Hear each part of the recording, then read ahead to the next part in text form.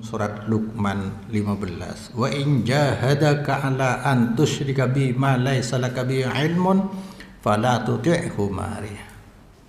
Kalau orang tua kamu memaksa kamu untuk syirik padahal kamu tidak punya pengetahuan tentang itu, fala tuti'huma, jangan kau ikuti.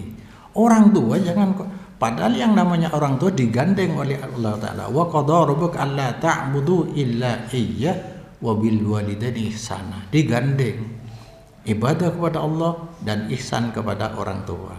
Wa budullah wa la tusyriku bi syai'a wa bil walidaini ihsana, dia nyembah Allah jangan syirik, wa bil walidaini ihsana, digandeng. Jadi ridallah fi ridal walidaini. Tapi ketika menyangkut pokok agama, pelanggaran tauhid, tidak ada kompromi, tidak ada toleransi.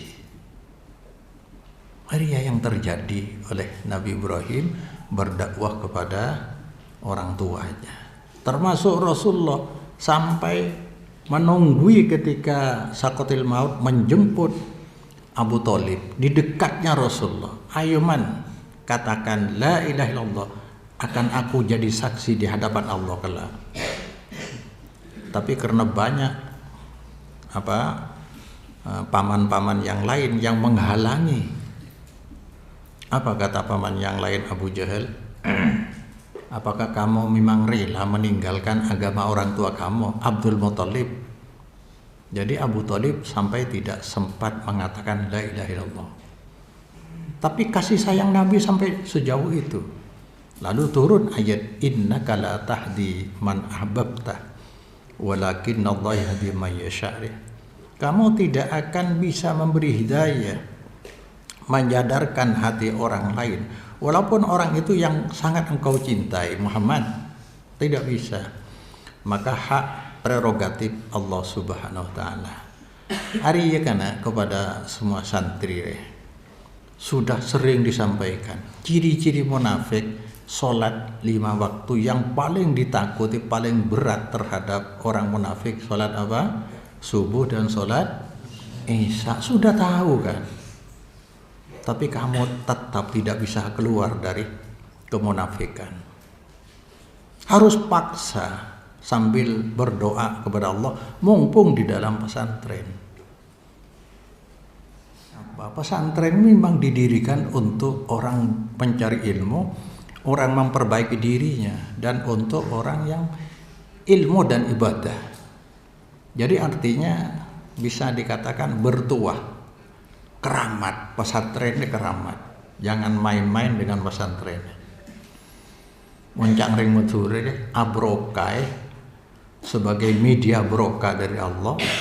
Sebaliknya bila disalahgunakan bisa noraki bela. Maka sampai berdebut sepudan kan, mencuri jarum di pesantren, kalau keluar bisa mencuri jaran. Kan iya. Jak sampai lah nyala pesantren, abeli kabeng tibi, tapi menyesal bagi. Maka yuk pong di dalam pesantren ini kita riyadhah, pasah tibi masing-masing sambil berdoa kepada Allah. Ketika menyangkut masalah usuliyah agama tidak ada tawar-menawar. Cuma cara kita menyampaikan dakwah ini bagaimana, ini yang perlu etika atau retorika. Jadi dusta yang dilakukan Nabi Ibrahim sebenarnya dusta yang menguntungkan. Kalau tidak dusta ini berbahaya. Maka Rasulullah sampai ada menyampaikan karena Nabi rakhasal kadhiba bi ahwalin salas. Rasulullah memperbolehkan dusta dalam 3 situasi. Al-awwal fil harbi. Kalau lagi perang ngadap musuh jangan jujur. Mate konyol. Cuma bil harbi alal aduwi ala wajhin laisa fihi wadrun. Cuma bukan khianat. Asani, kalau ada perjanjian walaupun dengan musuh kita harus menepati, jangan khianat, tetap. Yang kedua, fil islah bainan nas, mendamaikan dua orang yang cekcok atau bermusuhan. Ya, diperbolehkan. Sebab bermusuhan dengan sesama menghalangi ampunan Allah, hampir sama-sama dengan syirik. Allah sudah menyatakan tidak akan mengampuni dosa kepada sesama, yang sekarang ini sangat terbuka di internet. Berdusta kepada siapa, berdosa kepada siapa saja, bahkan orang yang tidak pernah berjumpa pun kamu bisa berdosa. Ini hadis Muslim 2565. Tuftahu abwabul jannah yaumal isnain wal khamis. Pintu surga sebanyak 8 dibuka setiap hari Senin, hari Kamis. Hari kata Nabi kan puasa Senin jadi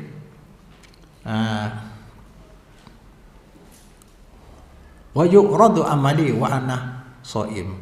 Fa uhibbu an yu'radu amali wa ana shaim au kama qala. Saya senang kalau setoran mingguan amal saya disetor sementara saya sedang berpuasa. Jadi Nabi berpuasa hanya karena setoran mingguan, bukan berpuasa karena kelahirannya. Kalau Nabi berpuasa karena kelahirannya, sahabat pun banyak yang berpuasa karena kelahiran, sebab merupakan sunnah Nabi kan deh. Bukan, termasuk ini. Setiap hari Senin dan hari Kamis dibuka surga. Fayawfiru atau fayufaru likulli abdin la yusriku billahi syai'a. Maka yawfiru, ngampuni Allah untuk tiap hamba yang tidak syirik, tidak menyamakan Allah dengan apapun. Illa rajulan kanat bainahu wa baina akhihi syahna, kecuali yang ditunda pengampunannya untuk orang yang bermusuhan dengan orang lain, ditunda. Fayuqalu unduru hadaini hatta yustaliha, unduru hadaini hatta yustaliha, sampai 3 kali. Tunggu dia, jangan diampuni dulu, jangan diterima amalnya dulu sebelum dia berdamai, ya kan? Jadi Allah hakul adami tidak mengampuni kecuali yang bersangkutan minta ampun kepada yang didolimi. Bagaimana bisa ya kita minta ampun kepada masyarakat dunia? Jangankan orang yang tidak kenal, yang kenal pun sulit minta ampun, namanya manusia. Tapi jangan mudah-mudah, jangan mudah berbuat tangan kita, mulut kita di internet, luar biasa. Yang ketiga, area suami bisa berbohong kepada istri atau sebaliknya, istri bisa berbohong kepada suami, yang penting tidak merugikan ya, hanya untuk islahnya. Area ini hadis 5 sahabat fi sahih an Ummi Kulsum binti Uqbah bin Abi Mu'aid anin Nabi annahu qala laisal kadzabu alladhi yuslihu bainan nas. Bukan pendusta orang yang mendamaikan dua manusia, antara manusia, fayaqulu khairan wa yanmi khairan, artinya berkata yang baik dan menimbulkan perkataan yang baik. Itu untuk mendamaikan suami istri kan bisa berdusta maksudnya dia. Andaikan ada seorang A dengan B bermusuhan, kamu ingin mendamaikan. Sebelum ketemu B, kamu menjumpai A, walaupun tidak menjumpai A, lantas B berbicara yang tidak enak tentang si A. Kau bisa mengatakan, jangan begitu, sebab A tadi saya ketemu, kan tidak ketemu kan? Saya ketemu, menanyakan kamu. Katanya sudah rindu lama tidak ketemu. Kan bisa dibuat gini. Oh iya ya. Nah, Itu bukan dusta, kata Allah, kata Rasulullah. Bukan dusta karena untuk mendamaikan saudara. Sangat penting ini. Islahu datil bain.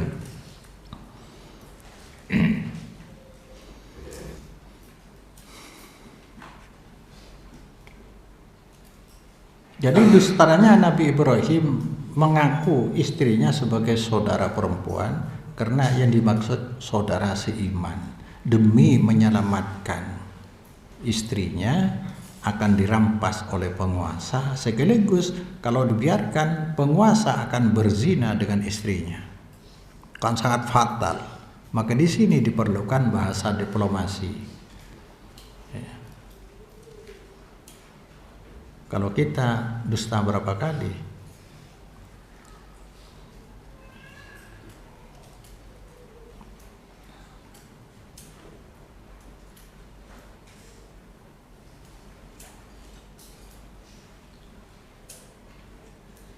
Jadi hakikatnya dusta itu sangat dilarang dalam agama. Yang kemarin saya sampaikan, alaikum bisidqi fa inna sidqa. Orang yang selalu berdusta, selalu jujur, berkata jujur, memilih yang jujur kecuali tadi berhadapan dengan hal-hal yang sangat merugikan baik pihak lain maupun diri sendiri. Maka di sini diperbolehkan berdusta. Karena orang yang selalu jujur akan ditetapkan oleh Allah sebagai orang yang bertabiat, disegel oleh Allah, punya sifat siddiq ya. Sebaliknya orang yang suka berdusta, biasakan berdusta, akhirnya oleh Allah disegel hatinya sebagai yang bersifat pendusta, sulit tidak berdusta. Maka di dalam hadis Abu Daud 4800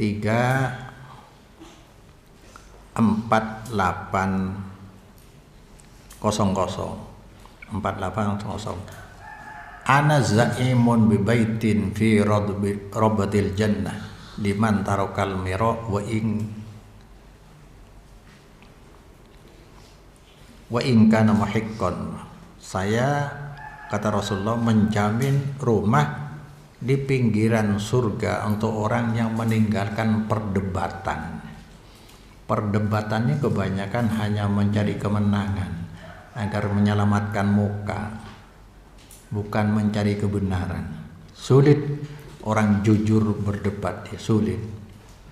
Kalau seperti Imam Syafi'i mengatakan, saya setiap berdebat dengan orang lain tentang agama, berdoa kepada Allah, mudah-mudahan kebenaran datang dari lawan debat saya. Ini orang jujur. Jarang yang seperti itu. Kebanyakan mencari muka. Kalau berduaan tidak mau, tapi harus dilihat orang banyak. Siapa yang hebat berbicara kan? Dia. Maka kata Rasulullah, saya menjamin rumah di pinggiran surga untuk orang yang meninggalkan perdebatan walaupun dia adalah pihak yang benar. Wa bi baitin fi wasatil jannah liman tarakal kadibah wa in kana mazihan. Dan saya menjamin rumah di tengah-tengah surga untuk orang yang meninggalkan kedustaan, meninggalkan kebiasaan dusta, bohong, walaupun dia hanya berkelakar, ya, bermain-main tetap tidak berdusta. Yang paling tinggi adalah orang yang akhlaknya. Wa bi baitin fi a'lal jannah liman hasuna khuluquhu.